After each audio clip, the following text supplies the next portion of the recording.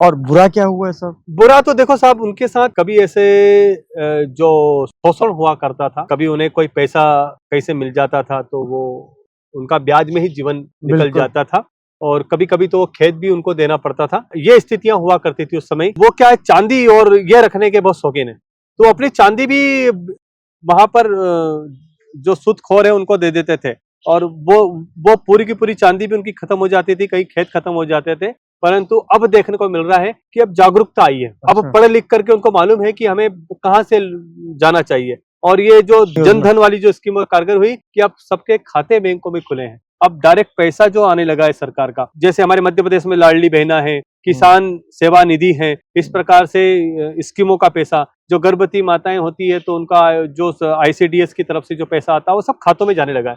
तो धीरे धीरे अब उनको बैंक की रीति, बैंक से जो लोन मिलने लगा है, वहां पर स्वयं सहायता समूहों की भी स्थापना देखने को मिलती है। सरकार भी कर रहे हैं, कोई संस्थाएं भी बहुत सारी लगी हुई है। तो इस धीरे धीरे उनका आर्थिक और सामाजिक इसमें बहुत जागरूकता आई है। सेल्फ हेल्प ग्रुप काफी बनाना शुरू कर दिए हैं, FPOs बनाना शुरू कर दिए हैं आदिवासियों ने, और ये कहा जाए कि पिछले 30 सालों में तो उनके जीवन में बहुत ज्यादा परिवर्तन आया है। जी हाँ, पहले मेरे को किसी जनजाति समाज की दुकानें नहीं दिखती थी, अब वो व्यापार भी करने लगे। कई होटलें खुली है, कई उन्होंने किराने की दुकान खोली है, छोटे मोटे व्यापार उद्योग ये करने लगे हैं अब हमारे जनजाति समाज के लोग। कोई किसी ने तो स्कूल कॉलेज भी खोले, किसी ने अपने बसें चलाना चालू की है।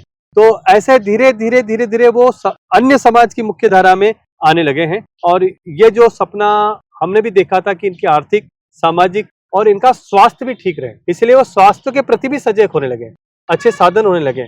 खास करके मैंने देखा कि मैं बीमार हो गया तो झाड़ फूक उनकी परंपरा है। हाँ बिल्कुल, वो एक तरह से मेंटली ट्रीटमेंट था, वो मानसिक औषधि थी, वो कि उसको उसका ध्यान उधर से हटा करके, जो बीमारी से हटा करके दूसरी तरफ ले जाना, जिससे वो बीमारी की तरफ न जाकर के धीरे धीरे आपरूप ठीक हो जाए। क्योंकि हमारे शरीर की रचनाएं हैं, बहुत सारी चीजें आपरूप ठीक कर देती है। ये वहां के हमारे जनजाति समाज के जो बुजुर्ग है वो जानते थे सब चीज, इसलिए छोटी मोटी जड़ी बूटियां हैं, वो जो मिलेट्स हैं, है ना, मिलेट्स वो खाते हैं, वो वन भाजियां खाते हैं। तो ये जो वन भाजी और मिलेट्स का तो वहां पर भंडार हुआ करता, पर धीरे धीरे अब मिलेट्स भूलते जा रहे हैं।